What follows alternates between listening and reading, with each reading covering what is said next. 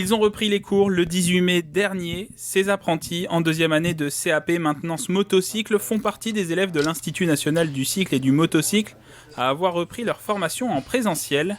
Au déconfinement, ils sont une quarantaine de jeunes de l'établissement sur la centaine accueillis habituellement. On a fait le choix en fait de prioriser les publics qui doivent passer leur certification, leur diplôme cette année. Parce qu'en effet, il y a eu quand même du retard sur les cours, même si on a fait l'enseignement à distance, et parce qu'il y a un gros enjeu de certification et d'obtention de diplôme. Achat de 12 000 masques, gel hydroalcoolique, utilisation de gants et suppression des espaces collectifs. Des heures de rentrée différentes, des horaires de pause avec un quart d'heure de décalage.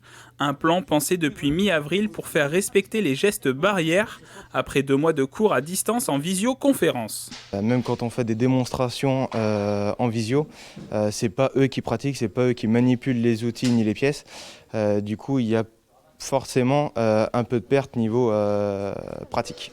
On a essayé d'adapter le programme, en fait, de faire en sorte qu'on puisse leur apporter le plus de connaissances possible dans le laps de temps du coup, qui a été réduit.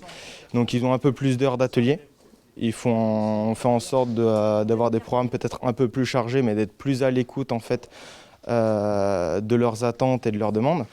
Par exemple, sur une semaine, le lundi, le mardi et le jeudi peuvent être consacrés aux enseignements généraux, puis des cours en atelier sont prévus le mercredi et le vendredi.